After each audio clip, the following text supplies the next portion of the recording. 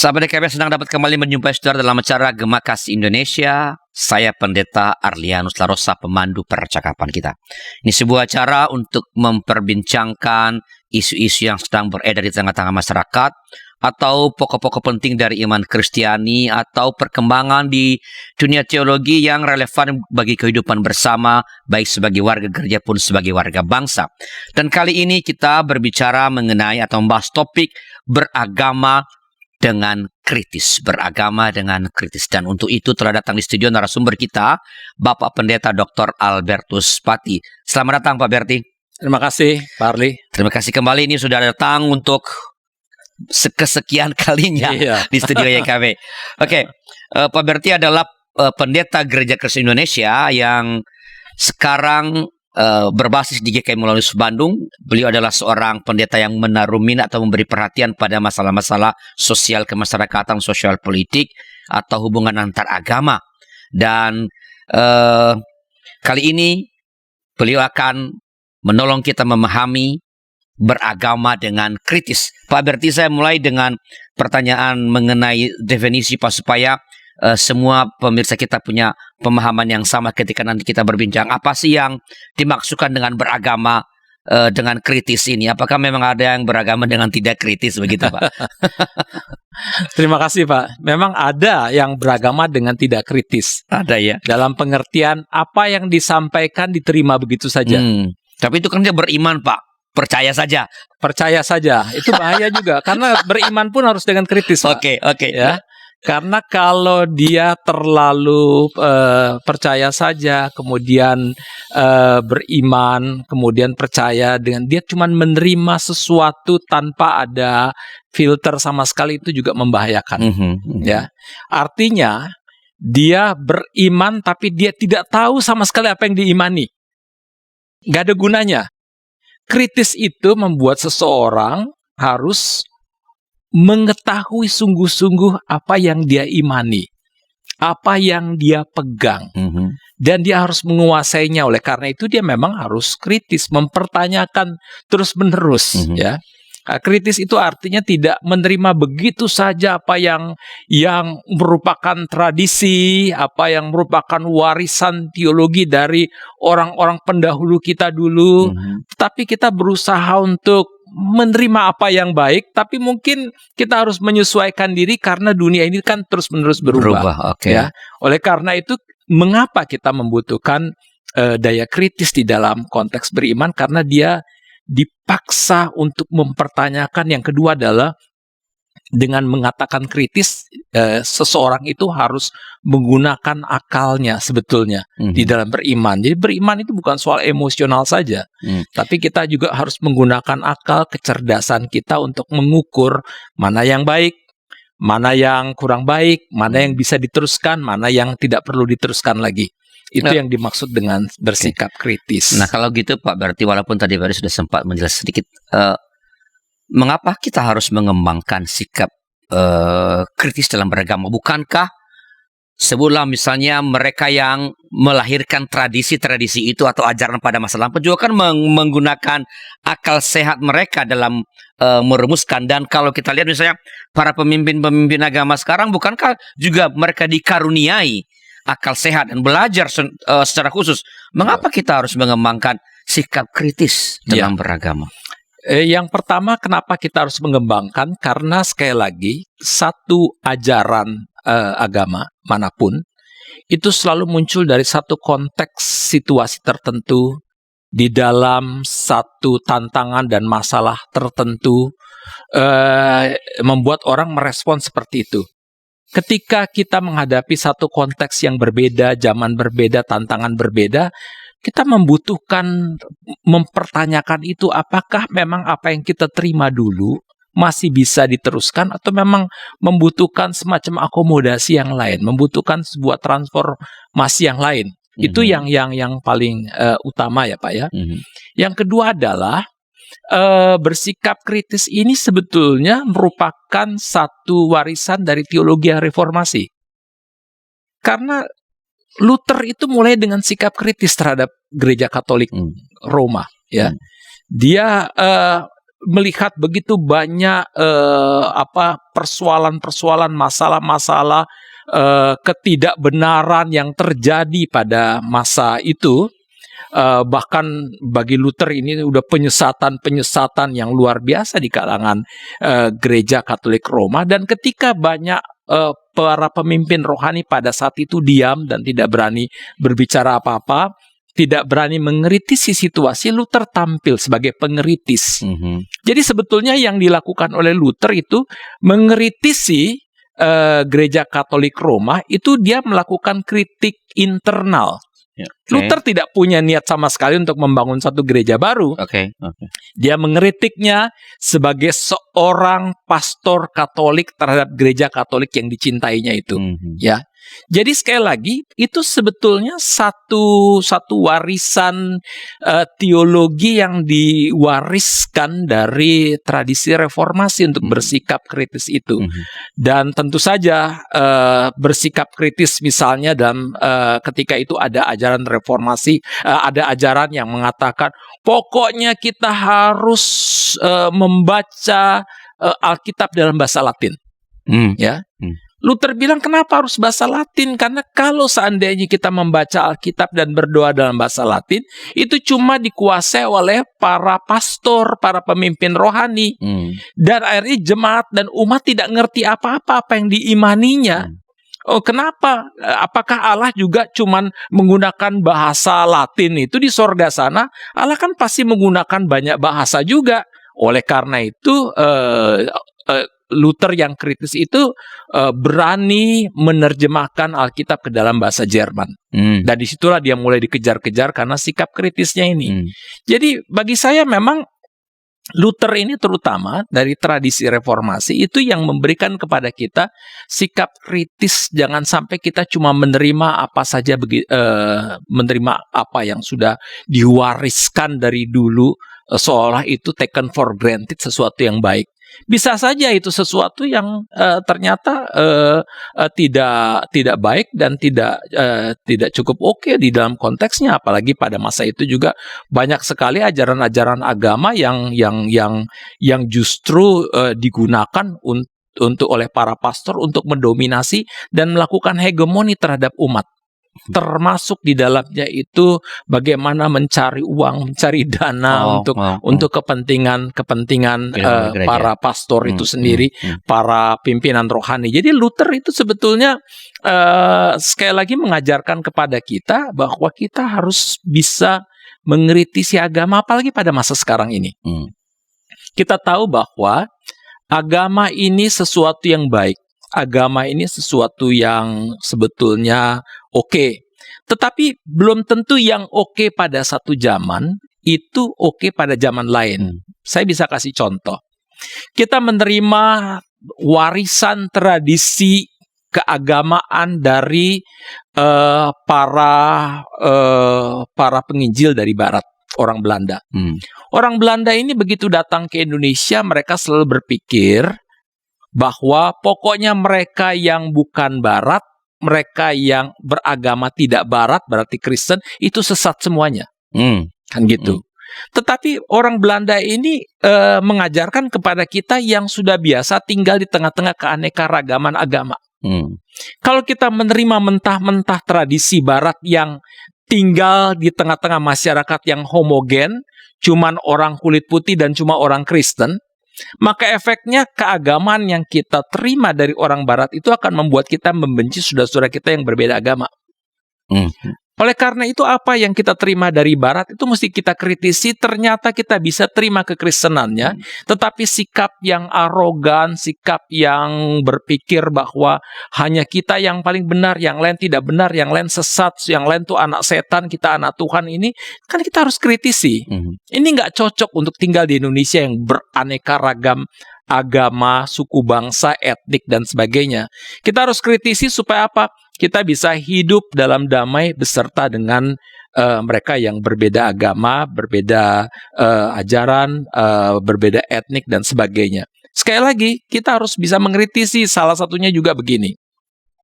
Ada ajaran-ajaran di dalam kekristenan yang banyak dikuasai oleh pemikiran orang kulit putih, bahwa putih itu baik, hitam itu jelek. Kan gitu ya. Tetapi kadang-kadang ajaran itu kan kita terima begitu saja tanpa kritis. Efeknya apa? Kalau kita mau orang kita lihat drama-drama Natal, ya, itu selalu yang namanya malaikat itu selalu berpakaian putih, karena itu berarti oke. Kan gitu. Selalu kalau Marianya itu orang yang kulitnya putih, dan Marianya harus cantik, badannya langsing dengan segala macam. Kan gitu. Pernah satu saat Pak Arli, saya membuat semacam satu pemberontakan. Saya cari Marianya itu seorang yang gemuk. Ya, seorang yang gemuk, yang bodinya gemuk sekali, kan gitu ya. Lalu malaikat selalu kita gak digambarkan seorang malaikat itu selalu perempuan. Saya waktu itu cari seorang malaikat yang bapak-bapak, yang tua, yang berjenggot, gitu ya. Dan dia tidak menggunakan pakaian putih, tapi dia menggunakan pakaian berwarna coklat, gitu ya. Kenapa semuanya harus putih yang baik dan bagus dan sebagainya? Jadi artinya karena kita ini secara diam-diam mengalami yang dinamakan imperialisme teologi, gitu. Apa yang kita wariskan dari Barat itu kita anggap itu sesuatu yang bagus, kita anggap itu sesuatu yang sakral, dan kita tidak berani mengkritisnya, mengubahnya seolah ya kalau kita kritisi itu kita dosa, gitu. Jadi oleh karena itu, kenapa kita butuhkan daya kritis? Tapi ada hal yang lain lagi yang lebih bahaya, Pak. Hal yang lebih bahaya adalah betapa agama-agama ini pada saat sekarang ini bisa digunakan untuk apa saja. Untuk kebaikan, tetapi juga untuk keburukan, bahkan untuk satu kebohongan. Membunuh. Misalnya, kalau ada orang mengajarkan kepada kita nilai-nilai yang membuat kita ini menjadi mulai yang paling kecil lah, tidak membunuh tapi membenci orang lain yang berbeda dengan kita, membenci orang lain yang berbeda gereja dengan kita. Lalu para pengkhotbah ini dari mimbar itu menjelek-jelekan gereja lain, menjelek-jelekan agama lain dan sebagainya, padahal dia sedang memberitakan tentang Yesus Kristus yang penuh cinta, yang penuh pengampunan, yang merangkul, yang menerima siapapun. Kalau kita nggak kritis karena dia dari mimbar, apalagi dia selalu mengatakan ini atas nama Tuhan, hancur kita semuanya. Ya, bukankah perang salib itu muncul dari seorang paus yang berkhotbah di Perancis mengatakan bahwa kita harus merebut tempat-tempat suci di Timur Tengah dengan kekuatan senjata, padahal itu untuk kepentingan politik, kepentingan kekaisaran. Ya, ketika itu masyarakat tidak punya, atau umat tidak punya daya kritis, dia terima saja, mendatang pergi ke Timur Tengah, lalu kemudian berkelahi, berperang atas nama Allah, padahal atas nama kebohongan sebetulnya sedang dibohongi. Jadi itu dampak destruktif atau dampak negatifnya kalau kita tidak punya daya kritis dalam hidup beragama. Betul. Oke, Pak, berarti sampai sekarang kiranya menjadi jelas ya apa itu beragama dengan kritis, ya, dan mengapa kita harus tetap mengembangkan sikap kritis dalam beragama. Dan kita akan lanjutkan setelah informasi berikut ini.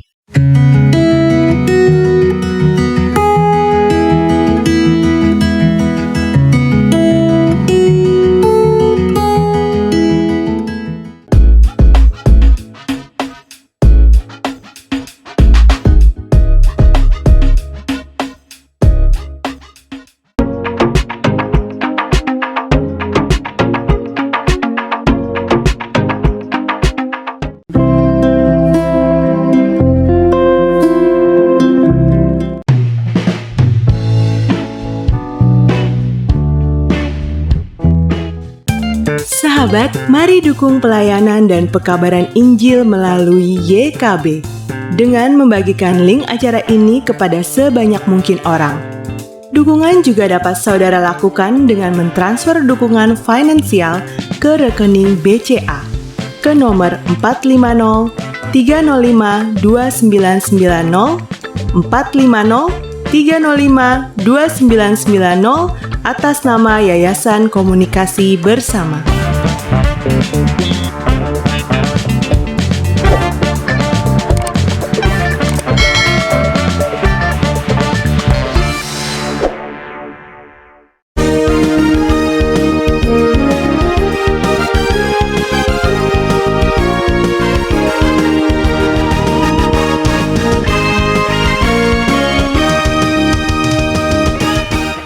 kasih masih bersama kami dalam acara Gema Kasih Indonesia. Saya Pendeta Arlian Starosa, pemandu percakapan kita. Kita sedang berbicara tentang beragama dengan kritis bersama narasumber kita, Bapak Pendeta Dr. Albertus Pati. Pak Berti, tadi kan Bapak memberikan contoh baik dampak positif maupun bahayanya kalau kita tidak mengembangkan daya kritis dalam beragama pada masalah Bapak. Kalau pada masa kini atau yang dekat-dekat dengan masa kini supaya lebih dekat dengan pemirsa, ada nggak Pak? Oh, banyak sekali yang bisa saya kasih contoh, Pak Arli. Misalnya tahun 2017 ketika terjadi Pilkada DKI. Oke. Pada saat itu seorang yang bernama Buniani, dia memanfaatkan ucapan-ucapan Ahok gubernur pada saat itu di Pulau Seribu. Kemudian dia putar balikkan, ya, lalu dia pelintir sehingga Ahok seolah-olah sedang melakukan penistaan agama. Kemudian orang menjadi marah atas nama agama. Orang merasa bahwa Ahok telah menista agama. Orang berbondong-bondong turun, berjilid-jilid melakukan demonstrasi, bahkan katanya jutaan orang datang. Dan bukan cuma orang-orang rakyat biasa, tapi orang-orang intelektual juga datang atas nama agama yang sebetulnya dipelintir oleh Buniani. Ya. Efeknya apa? Begitu di pengadilan orang tahu, oh ternyata itu pelintiran dari Buniani. Orang tahu itu. Tetapi kan orang sudah benci benar pada Ahok. Pokoknya Ahok harus dipenjara. Efeknya Ahok dipenjara dan dia harus turun dari jabatan politik sebagai gubernur DKI itu. Jadi yang ingin saya katakan adalah dari cerita ini betapa orang bisa berbondong-bondong, bahkan intelektual, doktor-doktor turun dengan segala macam, bukan membela agama, tetapi membela kebohongan yang dilakukan oleh Buniani. Itu bohong besar. Ini kan orang nggak kritis. Kalau orang nggak kritis jadi pada dungu, ya. Dan ini yang kita mesti waspadai karena situasi-situasi seperti ini akan tetap dilakukan terus kalau kita tidak cukup kritis terhadap isu-isu yang seringkali digunakan atas nama agama atau menggunakan ayat suci, menggunakan bingkai atau bungkus atau jubah agama. Hal lain lagi saya bisa sampaikan. Belum lama ini ada orang yang menawarkan, ya, ini ada bisnis investasi pohon kurma. Oke. Kalau you beli 400 meter, you cukup tak bayar 100 juta. Lalu kemudian you akan dapat bunganya nanti di dalam 4 tahun you akan dapat bunga rata-rata sekitar 90 juta. Senang orang. Hasilnya. Iya, hasilnya. Lalu kemudian orang ada yang beli 400, yang punya duit 100 juta, ada yang beli sampai 5-6 kapling dengan segala macam. Karena orang berpikir ini nggak mungkin bohong karena ini benar-benar yang lakukan ini beragama pakai ayat-ayat. Apa yang terjadi? Tertipu semuanya.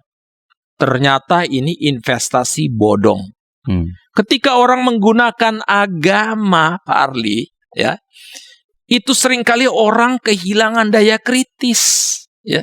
Orang udah nggak mikir karena berpikir kalau orang pakai agama, pakai ayat-ayat, masa sih orang tega untuk menipu? Masa sih orang tega untuk berbohong? Kita nggak tahu.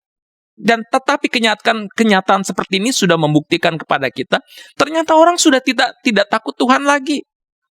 Di kalangan Islam misalnya umroh, perusahaan umroh. Orang udah taruh dana banyak begitu, dari ratusan ribu orang udah taruh dana untuk pergi. Ternyata itu bodong semuanya. Akhirnya orang nggak bisa berangkat. Kenapa? Kasihan, ya. Sekali lagi pakai ayat-ayat kitab suci. Di dalam kekristenan ada nggak contohnya? Ada. Saya satu saat mengunjungi kakak saya ketika dia masih hidup, ya. Dia seorang yang secara ekonomi oke banget. Jadi saya mengunjungi dia di kantornya. Pada saat saya datang ke situ, lalu kemudian saya lihat ada seorang yang lagi duduk bersama dia. Dia bilang, silakan tunggu aja di situ sebentar, ya. Oke, saya tunggu sambil baca-baca. Lalu dilihatin dia lagi ngobrol sebentar, tapi kemudian beberapa menit kemudian kakak saya kasih satu bungkus karton gitu, ya. Kasih nih, katanya. Terus si orang ini pergi, kemudian dia bilang, saya juga berangkat. Oke, silakan. Setelah itu saya tanya kepada dia, itu siapa? Kakak saya bilang itu pendeta. Oh ya, tadi you kasih apa? Itu tadi dia minta duit 30 juta. Katanya untuk penginjilan. Jadi oleh karena itu, karena dia untuk penginjilan ada di daerah Kalimantan sana, jadi saya kasih 30 juta. Saya marah langsung pada kakak saya. Adik lu nggak pernah lu kasih. Adik lu aja nggak pernah lu kasih. Begitu ada orang minta 30 juta, you langsung kasih. Tapi itu kan untuk penginjilan. Siapa bilang untuk penginjilan? Begitu banyak orang suka nipu begituan. Saya bilang. Lalu dia katakan bahwa ini orang tadi minta diantar, kebetulan minta diantar ke Hotel Sultan, katanya dia akan lakukan ceramah di situ. Saya bilang nanti kita lihat, yang antar supirnya. Beberapa menit kemudian saya bilang coba telepon supirmu udah di mana? Toto si supir udah ada di situ, sudah di kantor. Loh kok kamu udah di kantor? Bukankah kamu nganter ke Hotel Sultan? Enggak Pak, ternyata dia cuma ingin dilepas di Blok M, mall. Saya bilang belanja sekarang dia. Dapat 30 juta gratis. Saya sampai ngomel ke dia, you udah ketipu. Berapa banyak sih Pak Arli yayasan-yayasan penginjilan yang sebetulnya cuma bodong? Banyak yayasan-yayasan penginjilan tetapi terima dana dari mana-mana. Lalu kemudian ternyata dia nggak lakukan penginjilan, sehingga banyak pemimpin-pemimpin yang punya yayasan penginjilan itu kayaknya luar biasa di mana-mana. Mereka bilang ke negara-negara di luar sana pendonor, ini kita akan lakukan penginjilan, ada ratusan ribu orang mau terima Kristus, ada jutaan orang mau bertobat dengan segala macam. Mereka terima dana, mereka foto-foto sana sini, duitnya untuk diri sendiri. Kenapa? Orang bersedia bantu karena begitu orang menggunakan agama untuk apapun, orang akan mudah memberikan duit, mudah sekali untuk mengeluarkan uang. Bukan berarti orang yang pakai nama agama atau seperti misalnya tadi lembaga-lembaga pekabaran Injil, bukan berarti semuanya seperti itu toh ya. Betul, saya ingin katakan bahwa tidak semua, kita tidak bisa mengeneralisir, ya. Tetapi saya ingin katakan bahwa harus hati-hati. Kita termasuk kalau mau investasi apapun yang menggunakan nama agama, ini investasi nggak ada hubungan dengan agama, Bung, Bapak, Ibu. Investasi is investasi. Ketika you diajak investasi, you harus tanya apa yang ada, apakah sudah diakui oleh OJK misalnya, apakah ada aturan, you punya jaminan apa dengan segala macam. Itu harus jelas, jangan cuma karena pakai ayat lalu kemudian you kehilangan daya kritis. Hancur Anda. Tidak semua yang pakai ayat kitab suci itu dapat dipercaya. Bukan ayat yang tidak bisa dipercaya, tapi orangnya atau yang tidak bisa dipercaya. Dari itu saya bilang kritis terhadap penggunaan atau penyalahgunaan ayat-ayat kitab suci, terutama penyalahgunaan agama. Karena apa? Kita bisa saling membunuh, kita saling berkelahi, kita saling menghantam, kita saling membunuh. Orang bisa menipu kita dengan berbagai macam cara. Itu untuk kepentingan dirinya sendiri. Untuk supaya dia mendapatkan keuntungan, tapi kita yang jadi korban karena kita satu hal kita kurang kritis. Efeknya adalah kita semua dibuat jadi orang dungu karena memang kita tidak mempersiapkan diri untuk betul-betul mengkritisi apapun. Kita tinggal terima saja. Ya, kalau kita tinggal terima saja, maka bagi saya kita telah beragama secara bodoh dan dungu. Nah, Pak Berti, apakah bersikap kritis ini ya sama dengan menjadi atau memiliki keraguan-raguan dalam beragama begitu? Hampir sama, Pak. Jadi begini, saya seringkali mendengar orang mengatakan bahwa kalau kita beragama kita nggak boleh ragu. Itu salah. Itu salah besar. Karena bagi saya keraguan-raguan adalah bagian dari iman.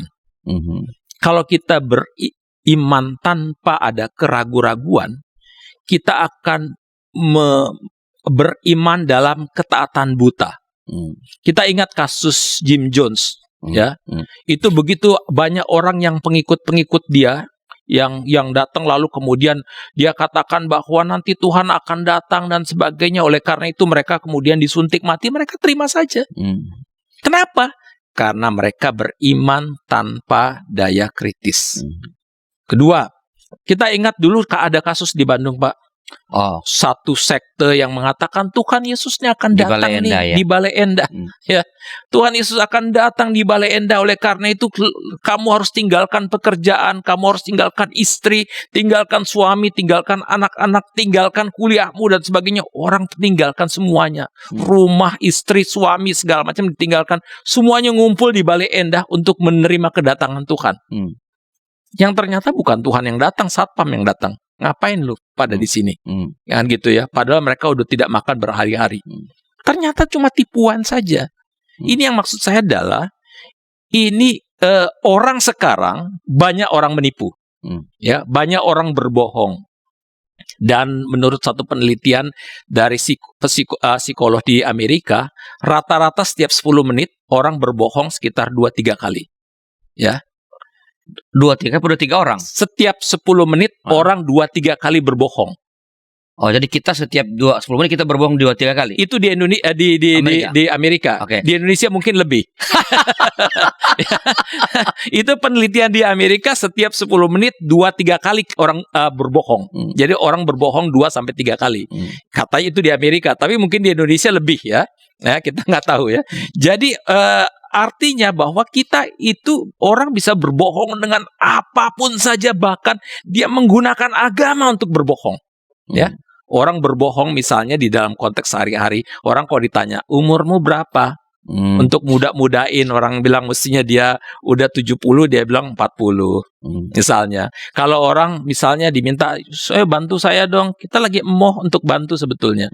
Cuman karena kita nggak enak, ya udahlah kita bantu aja. Aduh, jadi saya jadi nggak enak. Nggak apa-apa kok, saya gembira kok bantu. Padahal kita lagi berbohong, kita lagi nggak suka ngebantu dia. Kan gitu. Kadang-kadang kita menipu seperti itu.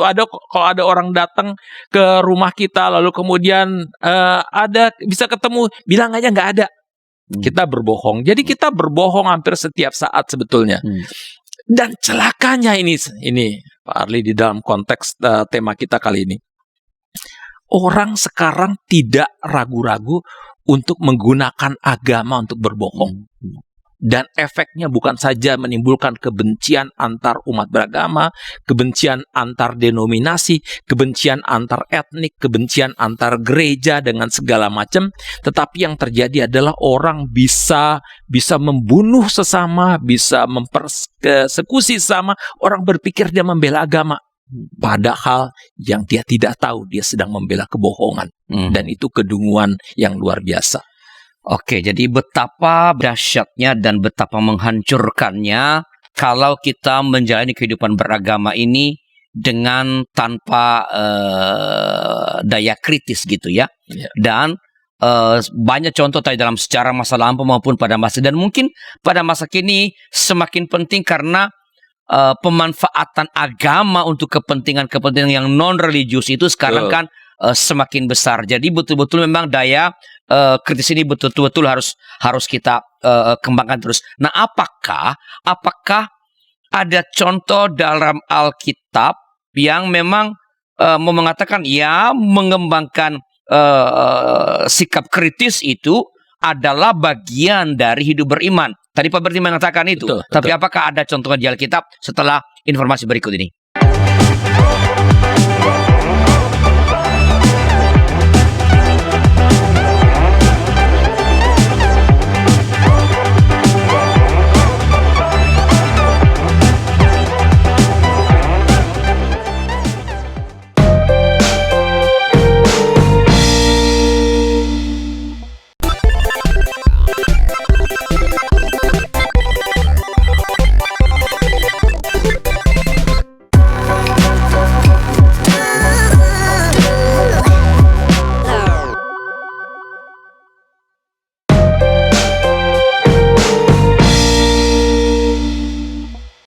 Sahabat, mari dukung pelayanan dan pekabaran Injil melalui YKB dengan membagikan link acara ini kepada sebanyak mungkin orang.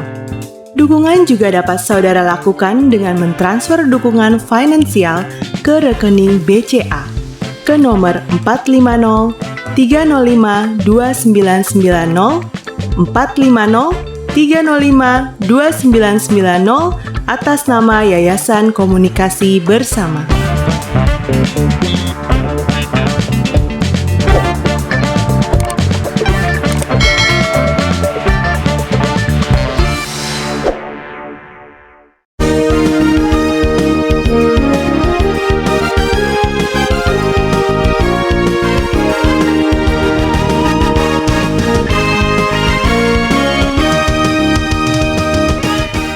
Sahabat, terima kasih masih bersama kami dalam acara Gema Kasih Indonesia. Saya Pendeta Rensa Rosa, pemandu percakapan kita.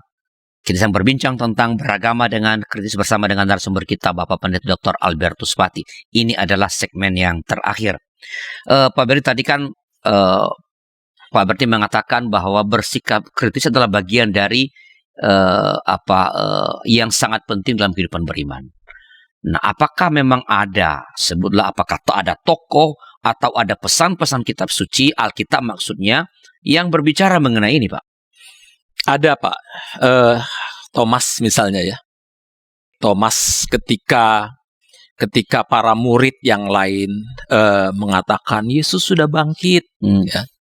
Thomas ini seorang yang rasional, tetapi seorang yang juga punya sikap kritis.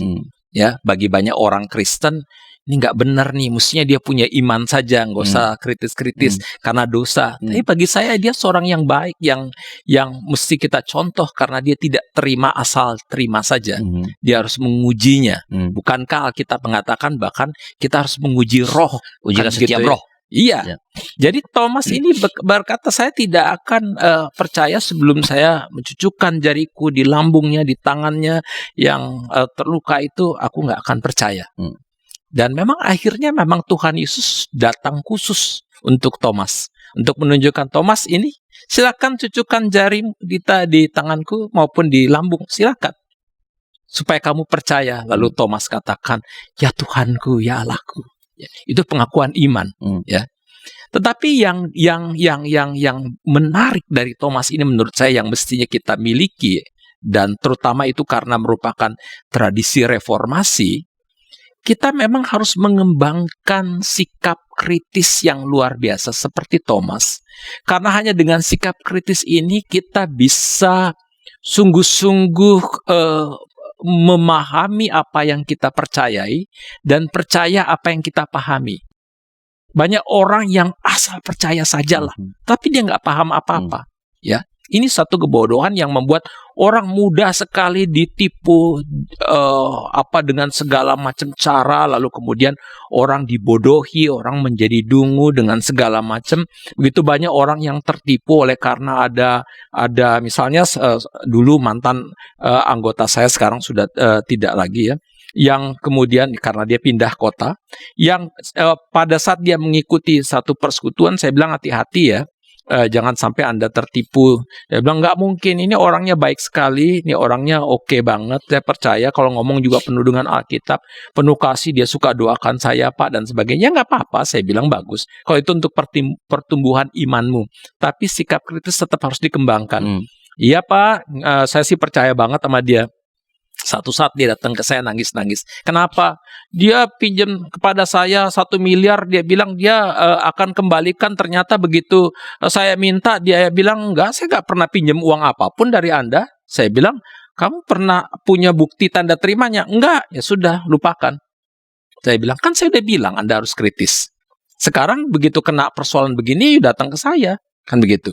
Jadi memang sekali lagi, ketika satu kebohongan itu dilandasi oleh agama, oleh ayat-ayat suci, ketika orang-orang jahat ini menggunakan agama atau menyalahgunakan agama untuk kepentingan dia, orang secara emosional itu seringkali kehilangan daya kritis, nalarnya seperti lumpuh. Dan orang mengikuti begitu saja, dan efeknya adalah mereka terjebak dalam satu penderitaan, dalam satu kesulitan. Itulah sebabnya memang, menurut saya memang ketika saat sekarang di mana ada tren orang menggunakan agama untuk kepentingan ekonomi, memperkaya diri, orang menggunakan agama untuk kepentingan politik, orang menggunakan agama untuk kepentingan apa saja. Ini adalah saat di mana kita diingatkan untuk jangan cuma terima. Kita sekarang harus lebih cerdas dalam beragama, lebih kritis terhadap ajaran apapun yang bisa mencelakakan kita semua. Apakah ada batas-batasnya pengembangan atau objeknya pengembangan sikap Kristen ini, Pak Berti?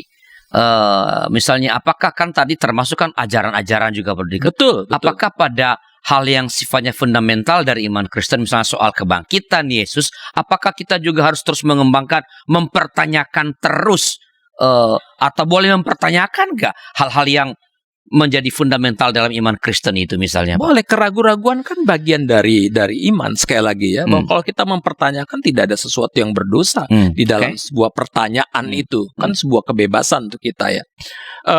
Tapi saya bisa memberikan contoh yang sedikit yang lain. Misalnya satu contoh tentang ibadah penyembuhan ilahi lah. Yang khas GKI. Kan gitu ya. Maksud saya khas GKI begini. Sikapnya yang khas GKI, karena GKI dari tradisi reformasi. Apakah GKI itu menolak adanya penyembuhan ilahi? Tidak. GKI percaya bahwa Tuhan bisa menyembuhkan semua penyakit. Percaya bahwa ada kesembuhan ilahi. Yes, kita percaya. Mujizat masih ada. GKI percaya itu. Kalau GKI percaya, kenapa tidak ada kebaktian penyembuhan ilahi oleh GKI? Karena kita hati-hati, kita waspada, kita juga meragukan. Kalau orang mengklaim bahwa ini penyembuhan ilahi, apa betul penyembuhan ilahi? Ya, kalau orang lakukan, ada banyak orang yang ternyata seperti terjadi di Afrika, orang disuruh pura-pura sakit, kemudian si pendetanya memberikan tangannya, lalu kemudian disuruh bangkit berjalan, padahal dia nggak sakit.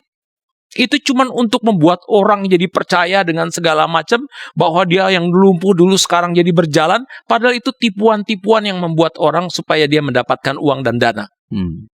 Ini kan kita nggak membiarkan itu masuk di dalam ibadah-ibadah kita, karena kita nggak mau itu menjadi sesuatu yang karena kita tidak tahu ini benar apa enggak. Kan gitu. Kita percaya tapi nggak usah di sinilah. Karena kita juga belum tahu ini benar nggak yang orang lakukan, katakan bahwa ini penyembuhan ilahi.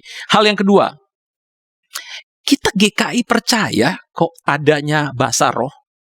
Kita percaya, kita yakin sekali bahasa roh tentu ada.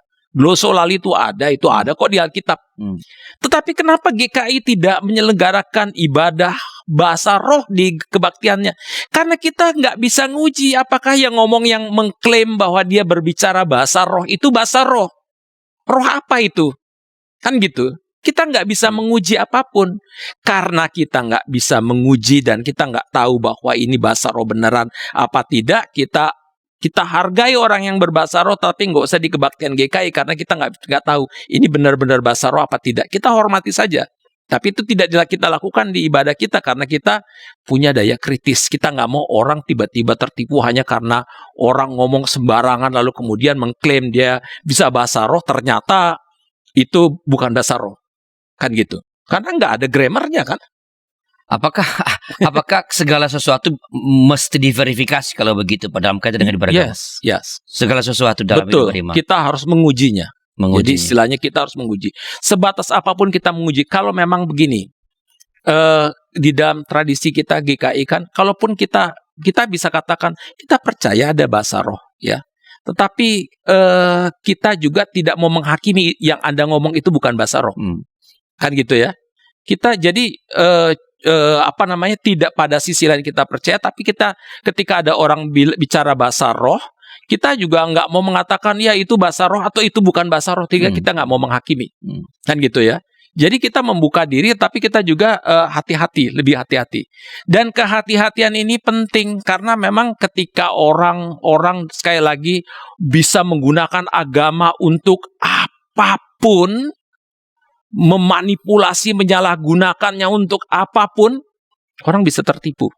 Gitu ya. Itulah sebabnya sekali lagi di dalam konteks sekarang di mana agama bisa disalahgunakan untuk kepentingan-kepentingan demi kepentingan ekonomi, politik, sosial dengan segala macam, ada baiknya pada saat sekarang ini kita mengembangkan satu sikap di mana kita beragama, beriman dengan kritis. Apa yang perlu dilakukan gereja, Pak, berarti supaya umat itu lalu memiliki sebutlah daya kritis di dalam menjalani kehidupan beragama?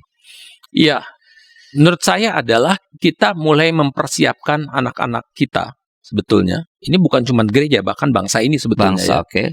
Kita mempersiapkan anak-anak dari tingkat ketika mereka bersekolah untuk mampu berpikir kritis, bukan bukan pendidikan yang satu arah, tetapi biarkan mereka bertanya sebebas-bebasnya, biarkan mereka mengeksplorasi sebebas-bebasnya dengan segala macam, supaya mereka itu udah terbiasa untuk berpikir kritis. Misalnya, kalau misalnya seorang guru bisa bertanya, apa ciri katak?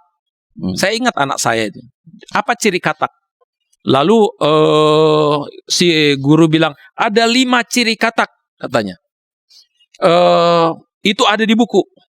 Coba cek ciri katak apa. Anak saya pulang ke rumah bukan cuma membaca ada 5 ciri khas katak. Dia lihat di internet, oh ternyata ada 13 ciri khas katak. Kan gitu.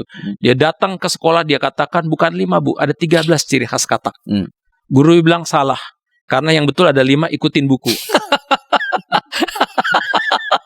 Dan ini membuat anak-anak tidak bisa berpikir kritis karena dia harus ngikutin apa yang ada di buku. Kan gitu ya. Itu kreativitas dipasung, ya. Ini cara pendidikan yang salah. Biarkan anak-anak berkembang, berpikir seluas-luasnya, menggali sendiri sedalam-dalamnya, berpikir kritis, mempertanyakan segala sesuatu. Itu harus ada di ruang-ruang kelas, di sekolah-sekolah, di ruang kampus, juga di gereja, di kalangan sekolah minggu, ada di ruang-ruang kelas katekesasi kita. Biarkan mereka berdiskusi, mereka berdebat, bisa saling adu argumentasi, silakan. Supaya dia mempertajam daya kritis. Selama ini bukankah di sekolah maupun di gereja, di ruang-ruang keagamaan kita semuanya satu arah. Sehingga orang tidak dibiasakan untuk berpikir kritis. Anak-anak kita kalau sekolah, kalau ada sekolah di ini, karena saya pernah studi di Amerika Serikat, begitu ada kesempatan, siapa yang mau bertanya? Anak-anak orang bule itu semuanya hampir angkat tangan, semuanya mau bertanya. Anak-anak dari Indonesia semua diam aja, nggak ada yang tanya, taunya cuma nyatet saja. Apa artinya? Karena kita memang nggak biasa untuk kritis. Kita terbiasa ketika kita bersekolah, kita cuma memorize, mengingat saja, menghafal saja. Kita jadi seperti mesin. Kita nggak diajak untuk memproduksi pikiran-pikiran. Gitu. Nah sekarang menurut saya, yang mesti dilakukan oleh gereja-gereja, juga termasuk bahkan dalam dunia pendidikan kita adalah mempersiapkan generasi muda termasuk anak-anak dari warga gereja kita untuk mulai berpikir kritis, mulai untuk melakukan pembinaan dengan 2 arah, terjadi interaksi, perdebatan, diskusi yang terbuka dan sebagainya, sehingga mereka sudah terbiasa untuk bisa mempertanyakan sesuatu. Kalau bagi warga yang sudah dewasa, sudah tua, itu kan untuk anak-anak. Kalau kadang bikin masalah kan ketika orang dewasa yang bikin masalah sekarang ketika dia tidak punya atau ketika dia tidak beragama dengan kritis. Oleh karena itu kan di dalam pendidikan terhadap orang dewasa juga ada pendekatan terhadap orang dewasa supaya memang PA kita, pemahaman Alkitab itu juga tidak terjadi satu arah. Itu harus terjadi dalam konteks 2 arah. Apa sih pendapat Anda? Kan kadang-kadang kan pengkhotbah ngomong sendiri, tetapi seorang pengkhotbah atau seorang pembicara ngomong kan melalui pengalaman spiritualnya hanya yang cuma sedikit. Padahal setiap pribadi yang datang di situ punya pengalaman spiritual yang begitu beragam, di mana kita semua bisa bersama-sama bersekutu, lalu kemudian kita bisa sharing pengalaman spiritual dengan Tuhan. Kan begitu. Nah, pengalaman itu mestinya saling di-share dan kita bisa saling mengkritisi. Dan ini yang seringkali bahkan juga tidak terjadi di kalangan pembinaan kita, di kalangan orang-orang dewasa. Karena memang kita sudah biasa satu arah. Jadi ini pola pendidikan yang 2 arah penuh dengan interaksi, dialog seperti ini juga bahkan harus kita terapkan di rumah tangga kita. Ya, antara orang tua dengan anak, antara suami dengan istri, kan bukankah seringkali di dalam satu rumah tangga yang patristik itu, kalau suami ngomong istri harus ngikut, kan gitu, semuanya harus patuh, kan udah bukan zamannya lagi. Kita sekarang pada situasi di mana kita semua harus membuka dialog sehingga semua orang bisa berpikir kritis. Baik, Pak Beri, terima kasih atas pencerahan diberikan. Sebelum kita menutup acara ini, apakah ada pesan pastoral kepada umat berkaitan dengan pokok percakapan kita pada episode ini? Silakan Pak Berti. Saudara-saudara yang dikasihi oleh Tuhan Yesus Kristus, pada saat ini kita tahu begitu banyak orang yang seringkali menyalahgunakan agama untuk kepentingan politik, ekonomi, untuk kepentingan kekayaan dengan segala macam. Itulah sebabnya kita harus beragama dengan kritis, beriman dengan kritis. Pertanyakan supaya apa? supaya kita tidak ditipu oleh berbagai angin pengajaran apapun. Kita juga ditipu oleh kepentingan-kepentingan orang lain yang hendak mencelakakan kita. Tetap bersandar kepada Tuhan, tetap beriman, tetapi tetap kritis. Baik, Bapak, terima kasih atas segala yang sudah disampaikan kepada pemirsa kita dan saudara-saudara. Terima kasih atas kebersamaan kita dalam acara Gema Kasih Indonesia kali ini. Bila ada masukan-masukan, silakan kirim kepada kami melalui nomor 0812-8188-9191. Terima kasih sekali lagi dan sampai jumpa pada edisi atau episode yang akan datang. Tuhan memberkati kita.